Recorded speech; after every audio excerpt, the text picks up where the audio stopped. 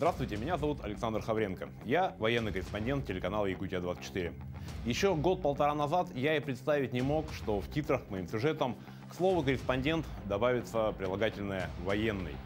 Так и тысячи парней со всей России не могли представить, что им придется оставить свои дома и семьи и с оружием в руках защищать свою родину. Во время очередной командировки в зону проведения специальной военной операции мне захотелось поближе узнать о тех, кто находится на передовой. Узнать, с какими мыслями они уходили на СВО, как проходит их служба, почему они скучают из мирной жизни и какие им снятся сны. Герои этого фильма – простые пацаны, наши с вами земляки, обычные люди, люди специальной военной операции.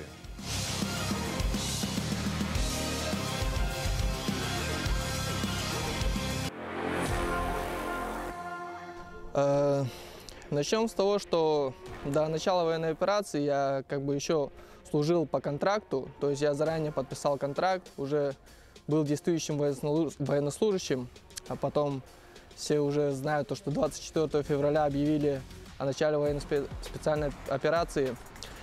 2 марта мы выехали с России, погрузившись на эшелон, и 16 марта уже прибыли, так сказать, уже саму точку боевых действий. Нам дали неделю на подготовку, после чего колонной мы уже выдвинулись в район Авдеевки, где у нас сразу же случился первый бой, к которому мы, соответственно, были не готовы, так сказать, морально. Все аспекты в теории мы все знали, но очень много было людей неопытных, так сказать, в том числе и я, которые еще не участвовали. Даже боевых командиров у нас тоже было мало, которые участвовали где-то в Сирии или в Нагорном Карабахе, где вот известные места, горячие точки, да, вот такие офицеры у нас были, но их было мало. И вот когда у нас случился первый контакт с противником, всю инициативу, слава богу, взяли именно те офицеры, которые уже участвовали. Сирийские ветераны Нагорного Карабаха. И под их командованием мы удачно отбили первую атаку, к сожалению, не без потерь. В тот день лично у меня погиб мой командир роты. И еще командир отделения, и было очень много раненых. К счастью, я остался невредимым, как многие другие. Как у нас все началось? То есть мы ехали колонной в район Авдеевки, и случайно попали в ДРГ противника, то есть на нас устроили засаду. С двух сторон начался стрелковый бой, после чего нас начали сейчас подберу слова, закидывать гранатами просто. После чего мы, соответственно, все спрыгнули в технике, начали занимать свои боевые позиции, после чего мы начали отстреливаться. И атаку ДРГ мы удачно отбили, после чего ДРГ отступила, но, к сожалению, противник выявил движение нашей колонны, после чего по нам еще начался минометный обстрел, то есть по нам начали накладывать минометом 120-кой, сдалека со стволки, где у нас погорело очень много техники, и, к сожалению, в то время нам пришлось отступить, перегруппироваться, после чего мы попытались еще раз зайти. То есть, наверное, все уже знают, что Авдеевка до сих пор стоит и очень долго стояла. То есть противник там укрепился очень хорошо, но ребята до сих пор там работают. Ты уже больше года, да, на спецоперации? Да. Скажи такой вопрос. Можно ли привыкнуть к войне? Я скажу честно, как говорят все, да? Самое страшное в войне то, что к войне можно привыкнуть. То есть это самое страшное. То есть человек, который побывал в войне очень долгое время, он не может привыкнуть к гражданской жизни, то есть он всегда будет рваться на войну. А лично я сам, я хочу домой. Я еще не привык, то есть мне иногда нужен свой собственный отдых, отвыкнуть от этого, потому что когда ты находишься слишком долго именно в таких местах, где ведутся бои, где тебя всегда обстреливают, то есть когда ты долго находишься в таких местах, у тебя, сначала ты боишься, ты всегда ходишь в броне, в каске, в экипировке в полной, то есть в полной защите. Ну вот ты уже месяц находишься там, в тебя ничего не попало, и у тебя ослабевает инстинкт самосохранения. То есть ты можешь снять каску и пескайски пойти погулять. То есть это очень плохо привыкнуть к войне. То есть человеку нужен отдых, то есть хотя бы на недельку вывести его подальше от боевых действий, чтобы он отдохнул, потом поехал обратно и дальше, ну, опять же, боялся всего этого, чтобы он всегда находился в полной боевой экипировке, в готовности. И последний вопрос. Почему из мирной жизни ты скучаешь больше всего? Ну, больше всего я скучаю, конечно же, по своим родным, близким, по своей девушке. Ну, то есть мне просто не хватает, так сказать, больше связи с родными, нежели там каких-то прогулок, нежели там каких-то, не знаю, вот этих вот других аспектов. Просто не хватает вот, ну, большей связи с родными, вот и все.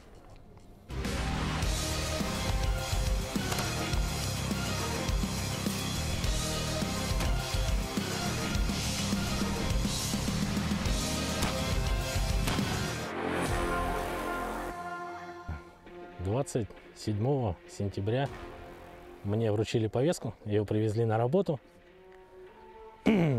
расписался в принятии повестки. В течение 2 часов явился в военкомат, но в тот день на рейс я не попал и уехал уже 29 числа, через 2 дня. Рейс был сначала на Якутск, нас увезли в Хатасы, оттуда в тот же день был рейс Ил-76 на Хабаровск. В тот момент, когда ты подписывался в получении повестки, какие чувства, эмоции были? Ну, на тот момент эмоций было, конечно, много. Был как бы и страх, возможно, потому что мы все понимали, куда мы едем, на что мы подписываемся. Но в то же время мы понимали, что если не мы, то кто? То есть вариантов не поехать не было. Скажи, вот сейчас очень много говорят о патриотизме. Что вот в твоем понимании, что такое патриотизм? Патриотизм? Ну, это любовь к родине, это любовь к родной земле, это долг и защита всех наших близких, родных. Почему ты больше всего скучаешь из мирной жизни? С мирной жизни? Нет, из мирной жизни это, конечно же, родной дом, семья. Это в первую очередь любимая жена, дети. И последний, может быть, немножко странный вопрос покажется. Тебе здесь снятся сны? Редко довольно-таки, но бывает. Что снится? В основном это дом. Это как бы моменты, возможно, из жизни до СВО. И, конечно же, иногда такие бывают сны, что как будто все уже закончилось, и мы вернулись домой, все живые и здоровые.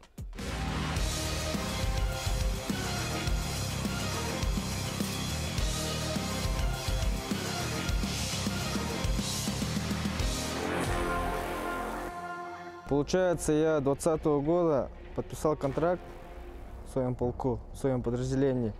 И весной уже 22 года попал на СВО.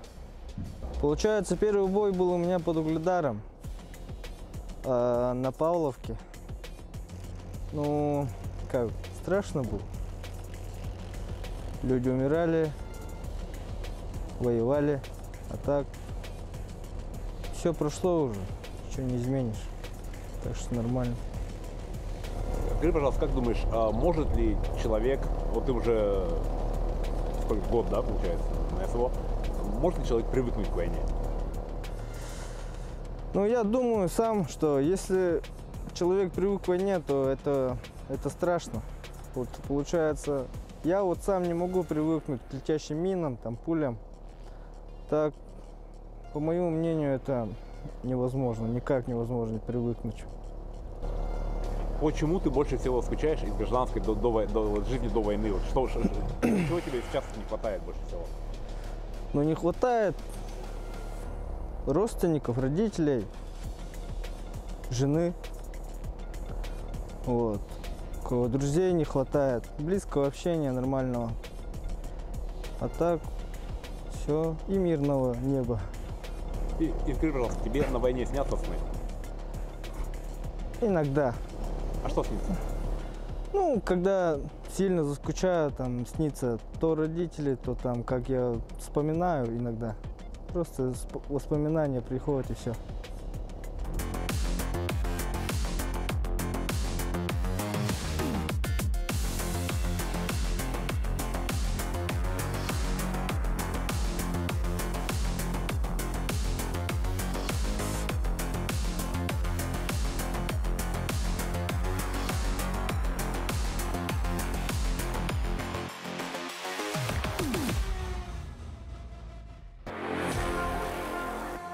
Ну, 23 сентября мне вручили повестку, и я как бы отправился сюда.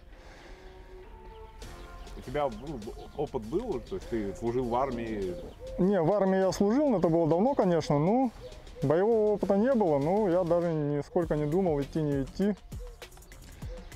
Ну, расскажи вот этот промежуток времени между тем, как вручили повестки, вот как ты добрался до... Ну, мне позвонили с работы, сказали подойти в отдел кадров. Я пришел. Ну, я уже сразу понял, что, скорее всего, вручат повестку, потому что как раз приказ о мобилизации вышел, и ну, другого варианта не было, почему мне вдруг позвонили и попросили прийти. То есть был небольшой мандраж, конечно. Когда я подписывал ее, маленько руки дрожали, потому что ну, все-таки мы отправляемся на войну. Специальная военная операция, как бы мандраж был. Но по приезду сюда, как бы он прошел, и у меня вообще сильно поменялось свое отношение к армии, к военной службе. Вот, можешь вспомнить первые дни на СВО, первые, вот, ну, уже конкретно, скажем так, ну, какие-то задачи? Первые дни вообще было ничего не понятно. То есть мы копали, обустраивались, то есть налаживали жизнь точнее. То есть потом уже начали поступать конкретно задачи. То есть мы сделали наблюдательный пункт, и уже у нас наша задача состояла в том, чтобы ходить и дежурить. То есть это был прям ноль, линия соприкосновения с противником. То есть мы стояли, дежурили, то есть для того, чтобы они не могли пройти. А вот ты с октября месяца здесь, скажи, по твоему мнению, может ли человек привыкнуть к войне, к жизни на войне? Да, человек привыкает к жизни на войне, то есть разрывы снарядов когда-то казались нам чем-то необычным, но со временем мы привыкли, и когда их нету, то есть ты начинаешь задумываться, почему орудие молчит. То есть это наоборот тебя наводит на мысли, что что-то не так. Поэтому привыкаешь, и как бы становится все нормально. Почему ты больше всего скучаешь из мирной до военной жизни? Ну, конечно, я скучаю по семье, по своей, а так, ну, я не знаю даже. Мысли всякие в голове, даже мысли возникают остаться здесь, то есть после войны я имею в виду. Ну, самое главное, это, конечно, семья. И последний вопрос, может быть, он покажется тебе странным, но тем не менее, тебе здесь снятся сны? Да, конечно, сны снятся.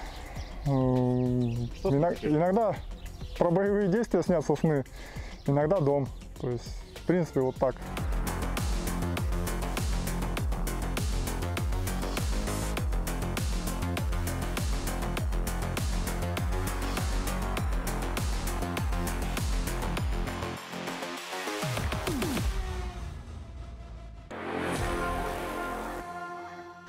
Ну, я, находясь на работе, мне позвонили, я был в командировке.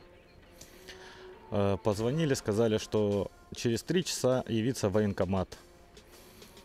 Ну, вот, получается, я был в городе Биробиджане, сел на машину, доехал до работы, до Хабаровска. На работе уже была повестка. Взял повестку, поехал в военкомат. Ну и там, в принципе, все. Сразу, ну, часа полтора оформили в автобус и поехали. Ты проходил срочную службу? Да. Отличается то, что было у тебя в армии, от того, что сейчас? Ну, конечно, отличается. Это небо и земля. Главное отличие Отсрочная служба. Ну, во-первых, там, там воинская часть, замкнутое пространство. Ну, ни туда, ни сюда. Здесь как бы воюешь, находишься в лесах, все равно какие-то есть разнообразия, движения, что-то. Ну и на срочной службе ты выполняешь определенную задачу и все, скажем, и каждый день ее оттачиваешь. А здесь оно не так, здесь ты воюешь, все по-разному, все может быть. Каждый день что-то новое, что-то может произойти. Вот глядя на твой шеврон, знаешь, я вспоминаю такая фраза: «Не бывает атеистов на войне». Ну, конечно, ты веришь в то, что был у нас, да, момент боевой, когда пускали в нас ракеты, а они просто их сдуло ветром, они ушли в сторону. Тут в таких ситуациях, конечно, начинаешь верить не только во Всевышнего. И такой вопрос: что в твоем понимании патриотизм? Патриотизм, это любовь к родине, в первую очередь, к семье, к дому, к защите своего государства.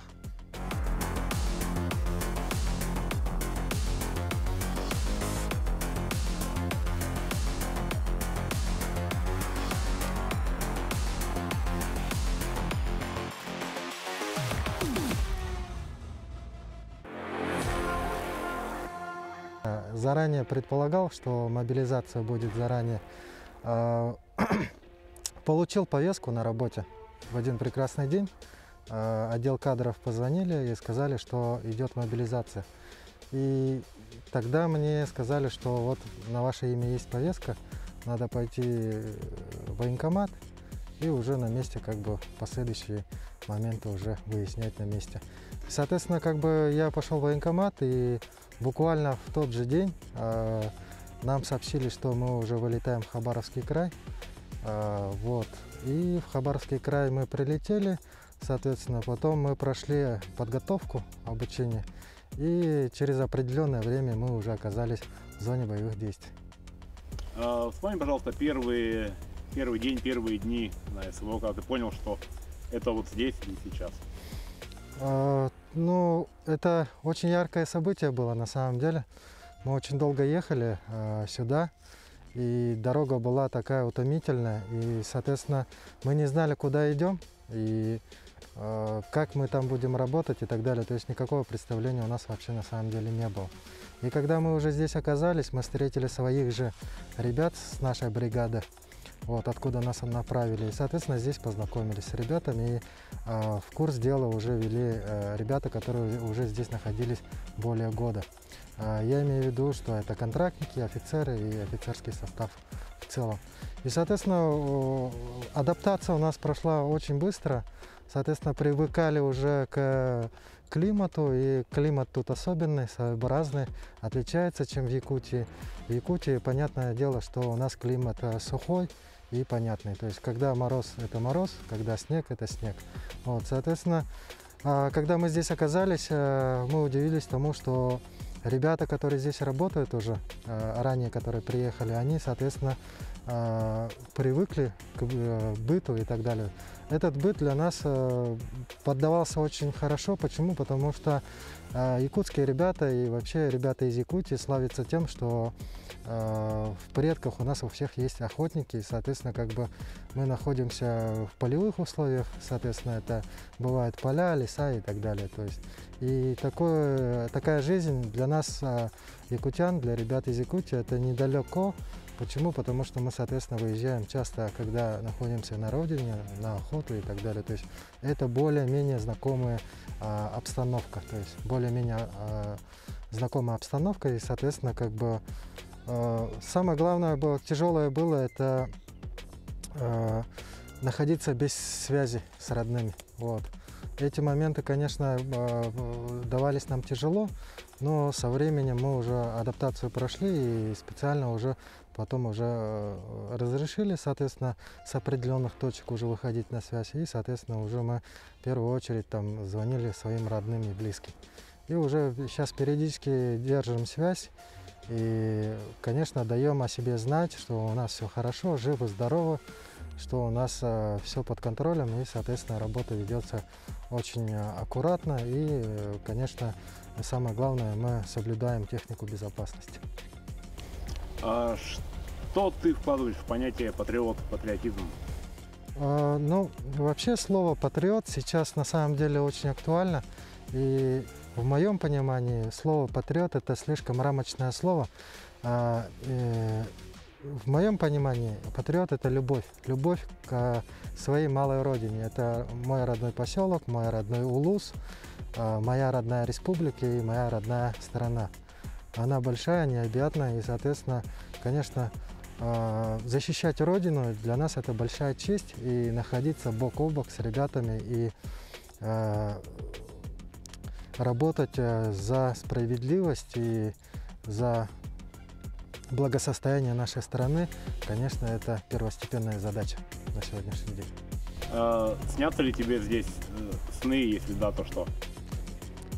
Сны нам снятся, и часто не снятся, и в основном мы видим в снах наших родителей, нашу прежнюю жизнь, которая была именно в Якутии, да, и, конечно, нам снится, как мы уже возвращаемся домой с победой, с улыбкой на лице, и что это мероприятие, данное мероприятие уже закончилось. Вот такие предпосылки есть, и я думаю, что это имеет место быть, и, соответственно, просыпаясь утром, мы с ребятами сидим за чашкой чая, обсуждаем, кому что снилось, и, конечно, есть в мечтах, и, конечно, вообще наша цель уже вернуться домой живыми и здоровыми.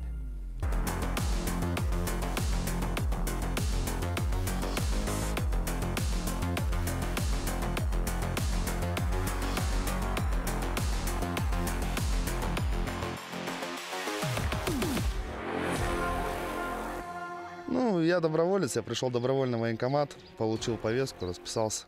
Вот я здесь, потому что я не мог смотреть на безобразие, которое здесь творилось 8 лет. И погибали наши ребята, и я не мог обойти их стороной. Первые мысли, эмоции были, когда ты заехал в ДНР и понял, что уже все, то есть ты конкретно едешь? Ну, страшновато было поначалу, непривычно, неприятное такое ощущение было. Непонятно то, что дезориентирован был, где находишься, то, что ты приехали мы ночью, не понимаешь, где ты находишься, что происходит. Сейчас все отлично, уже ориентируемся, на местности хорошо ориентируемся. Как бы с нами саха, а мы охотники, рыбаки, нам долго времени не нужно, чтобы сообразить, что и как действовать. Что в твоем понимании, что ты вкладываешь для себя в понимание патриотизма? Патриотизм — это защита своих земель, своего суверенитета, близких. И помощь тем, кому она нужна, любовь к родине. И хочется, чтобы на наших землях не было войны, чтобы не было ни фашизмов, ничего этого не было. Потому что наши деды когда-то здесь уже были, но получилось так, что мы обратно вернулись на эту точку, чтобы обратно выгонять отсюда врага. Отлично. Ну и почему ты больше всего скучаешь из мирной жизни? По семье, по жене, по ребенку, по дому. Ну и по своей прежней работе.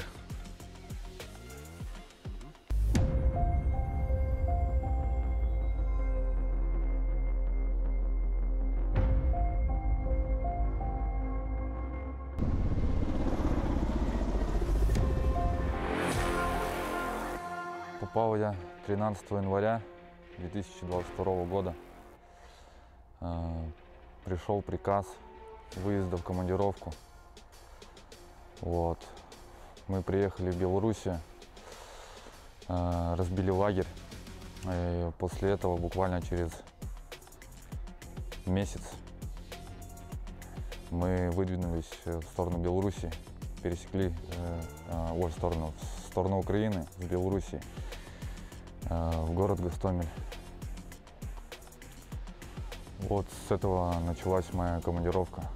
А можешь вспомнить первый или какой-нибудь из таких значимых боев на СВО? боев это изюмское направление. В лесу.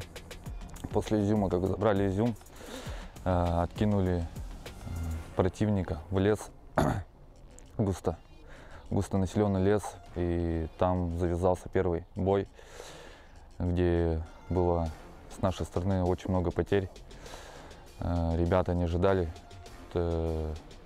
такого наплыва со стороны противника. Вот, и в данном лесу были самые такие ожесточенные бои, из которых вообще я лично видел. Скажи, пожалуйста, как, на твой взгляд, человек может привыкнуть к жизни на войне? Я думаю, да. Человек может привыкнуть к всему, я думаю. Вот сейчас по чему и по кому ты больше всего скучаешь в мирной жизни? Больше всего по семье, по друзьям. Отдохнуть с ними где-нибудь в спокойствии, где нет взрывов, свиста пуль. Что ты для себя вкладываешь в понятие патриотизм? Понятие патриотизм – это, во-первых, мои товарищи, с которыми я веду бои, которых вытаскиваю раненых, где мы поддерживаем друг друга полностью.